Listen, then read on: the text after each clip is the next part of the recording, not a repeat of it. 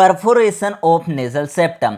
तो जो मिडिल में जो नेजल सेप्टम है उसका परफोरेशन होना, क्या परफोरेशन के रीज़न हो सकते हैं? इटियोलॉजी में जैसे ट्रोमा की वजह से परफोरेशन हो सकता है। ट्रोमा जैसे कि मोस्ट कॉमन क्या हो सकता है, ट्रोमा ही रीज़न होता है परफोरेशन ऑफ नेजल सेप्टम का। या फिर ये ट्रोमा किस समय हो सकता है, सर्जरी जैसे एसएमआर के दौरान हो सकता है, या फिर रिपीटेड कॉटराइजेशन करते हैं तब हो सकता है, या फिर हैबिचुअल नोज प्रिकिंग किसी की आदत रहती है तो उस समय ट्रोमा हो सकता है, या फिर ये ट्रोमेटिक जो होता है ये मोस्ट कॉमन रीज़न होता है। उसके अलावा पैथोलॉजिकल परफोरेशन हो सकता है किसी डिसीज़ की वजह से, जैसे सेप्टल अब्सेस की वजह से, नेजल मियासिस की वजह से, राइनोलिथ की वजह से, या नेग्लेक्टेड फॉरेन बॉडी, या फिर क्रोनिक ग्रेनुलोमेटस डिसीज। ये एक इंपॉर्टेंट फैक्टर है क्योंकि जो ल्यूपस, जो लेप्रोसी होती है, ट्यूबरक्लोसिस होती है और जो एसएलई होती है, तो इसमें क्या होता है, कार्टिलेजियस पार्ट जो रहता है वो डैमेज होता है।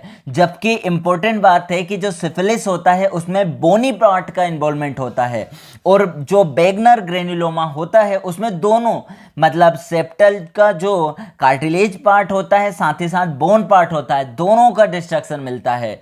आगे ये अपन ने फर्स्ट ट्रोमा पढ़ा, दूसरा पैथोलॉजिकल डिसीज पढ़ी, तीसरा ड्रग या केमिकल की वजह से भी परफोरेशन हो सकता है, जैसे स्टेरॉइड के स्प्रे से, या फिर कोकेन एडिक्ट में, या फिर अपने को डाई जैसे डाइक्रोमेट डाइट की वजह से, आर्सेनिक की वजह से, और इडियोपैथिक रीजन होता है मतलब नो हिस्ट्री ऑफ ट्रोमा या फिर प्रीवियस डिसीज, तो वो कोज हो सकते हैं। तो हमने 4 कोज देखे, ट्रोमा जो मोस्ट कॉमन है, पैथोलॉजिकल परफोरेशन हो सकता है, तीसरा ड्रग या केमिकल, चौथा इडियोपैथिक। इसमें क्या क्लिनिकल फीचर रहेंगे, यदि स्मॉल एंटीरियर परफोरेशन होता है तो उसमें सीटी बजती है, मतलब विस्लिंग साउंड आता है, और यदि लार्ज, और जब लार्ज परफोरेशन होता है तो उस समय एयर का फ्लो बढ़ जाता है जिससे क्रस्ट फॉर्मेशन होता है।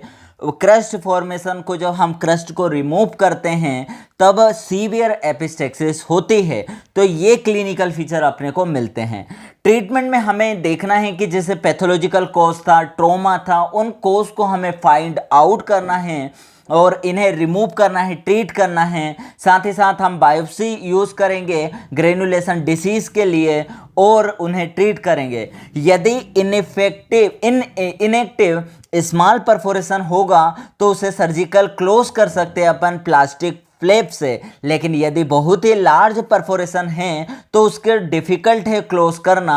तो हमारा बस एम ये रहेगा लार्ज परफोरेशन में कि हम नोज के क्रेस्ट फ्री रखें, और इसके लिए हम एल्कलाइन नेजल डाउच का एप्लीकेशन करते हैं या फिर ब्लेंड ऑइंटमेंट का यूज़ करते हैं। साथ ही साथ हम थिन सियालिस्टिक बटन का यूज़ करते हैं ताकि ये सिम्टम जो है उसे रिमूव करें और जो परफोरेशन है उसे पैक कर दें।